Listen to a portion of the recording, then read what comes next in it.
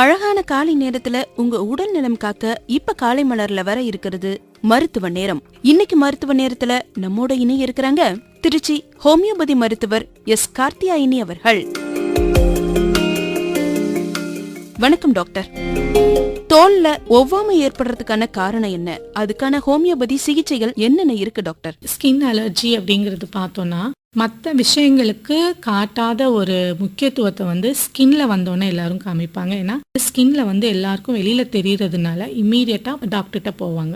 சில பேருக்கு சாப்பிட்றதுல ஏதாவது ஒத்துக்காம போறது, விளையாட போற இடத்துல ஏதாவது தாவரங்கள் இல்ல மகரந்த தூள் அந்த மாதிரி மேலப்பட்டு, சில கடல் சார்ந்த உணவு வகைகள் செல்ஃபிஷ் அப்படின்னு சொல்லக்கூடிய மேலே ஓடு இருக்கக்கூடிய அந்த கிராபு பிரான் அதெல்லாம் சில பேருக்கு ஒத்துக்காது.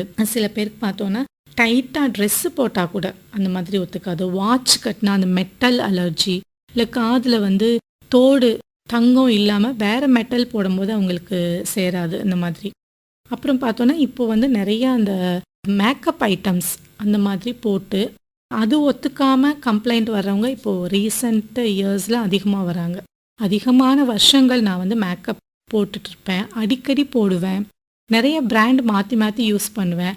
அந்த மாதிரியான விஷயங்கள்லாம் செஞ்சு அதனால வரக்கூடிய கம்ப்ளைண்ட்டுக்கு பொவிஸ்டா அப்படின்ற மெடிசன் ரொம்ப நல்லா வேலை பார்க்கும். இந்த மாதிரி ஸ்கின்ல வரக்கூடிய அந்த தொந்தரவுகளை டாக்டர் கிட்ட சொல்லும் போதே, ரீசெண்டாக சொன்னோம்னா ஒரு பையன் விளையாட போன இடத்துல ஏதோ ஒரு செடி இருந்தது, அது அவனோட முகத்தில் பட்டுருச்சு.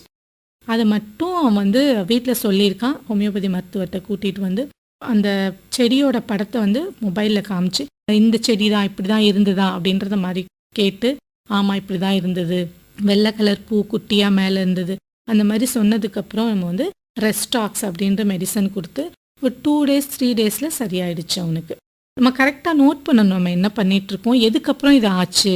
நேற்று நான் ஃபிஷ்ஷு சாப்பிட்டேன், அதுக்கப்புறம் இது ஆச்சு அப்படின்னா அதுக்கு தகுந்த மாதிரி மெடிசன்ஸ் நம்ம கொடுக்க முடியும். அந்த ஹீலிங்கை கொஞ்சம் சீக்கிரமாக செய்ய முடியும் நம்ம கரெக்டாக சொல்லும் போது. அந்த என்னன்னால வந்தது அப்படின்றத அவங்க கவனித்து சொன்னாங்கன்னா ஈஸியாக மெடிசனை நம்ம அரைவ் பண்ணி கொடுத்துட முடியும்.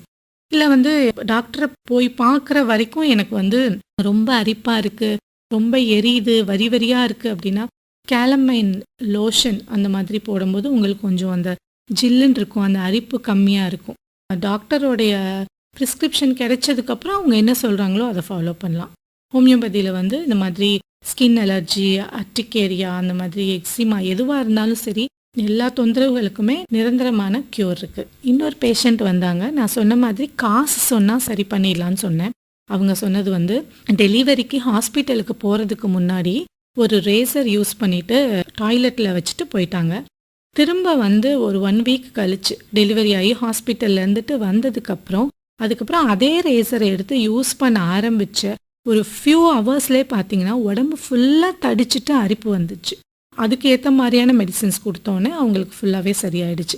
என்னென்னா எதுக்கப்புறம் நமக்கு வந்தது, நேற்று என்னெல்லாம் பண்ணோம், இல்லை அடிக்கடி நம்ம இது பண்ணும்போது, இதை நான் இந்த உணவு எடுக்கிறேன், இல்லைன்னா இங்கே வெளியில் போயிட்டு வந்ததுக்கப்புறம் இந்த டஸ்ட்டு அப்படின்னு எதுவாக இருந்தாலும் அதை நம்ம ரிப்பீட்டடாக அது செய்யும்போது உங்களுக்கு நீங்கள் அதை அஃபெக்ட் ஆனீங்க அப்படின்னா அந்த விஷயத்த சொல்லும்போது மெடிசன் அக்யூரேட்டாக நம்ம செலக்ட் பண்ணி கொடுக்க முடியும்.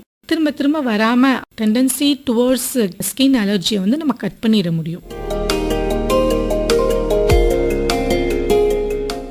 மூலம் நோய்க்கான ஆலோசனைகளோட நாளைய மருத்துவ நேரத்துல இணைய இருக்கிறாங்க திருச்சி ஹோமியோபதி மருத்துவர் எஸ் கார்த்தியாயினி அவர்கள்.